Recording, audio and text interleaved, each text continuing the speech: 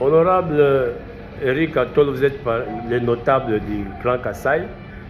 Alors, pourquoi vous avez fait venir les journalistes ici? Non, vous savez, le fait encore au début, il faut savoir l'éteindre. Maintenant, dans la bouche de tous les Congolais, il y a toujours Katangé, Kassaïen. Vous avez suivi dernièrement comment les députés Katangé ont fait une déclaration et un député national, Dame, qu'on appelle Mongongo, a fait également une déclaration vraiment tribale.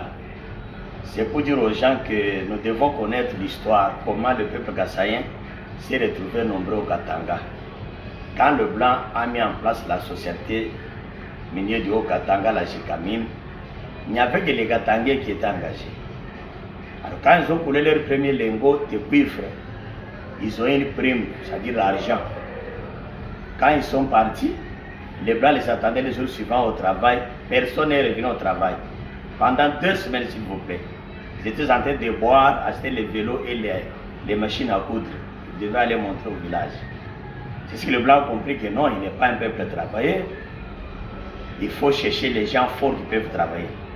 Ils sont allés au Kassai, ils ont pris les Kassai, ils les ont amenés au Katanga.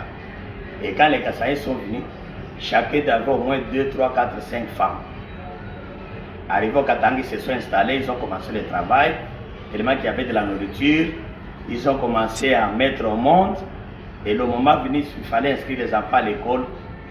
Comprenez, 5, 2, 3, 4 femmes, combien d'enfants pouvaient naître? Et les enfants Kassai se sont retrouvés très nombreux, majoritaires dans les écoles, partout au Katanga.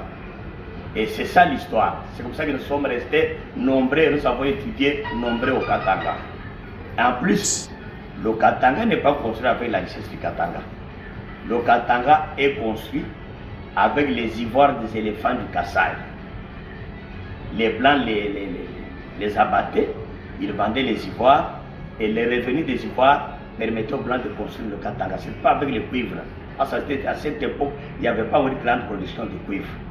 C'est ce que vous avez vu, les éléphants ont pu quitter le Kassai vers le Katanga, la Zambie, l'Angola, l'Afrique du Sud, la Namibie et partout ailleurs. Alors, on nous reproche les désordres, non. Le peuple kassaïen, c'est un peuple dynamique. Il n'a jamais accepté d'être travailleur, traité comme un sous-homme. Il veut être lui-même patron de sa vie. Et leur dynamisme énerve les autres. On nous reproche de manger les chiens, mais la viande du chien est comestible, mon cher ami.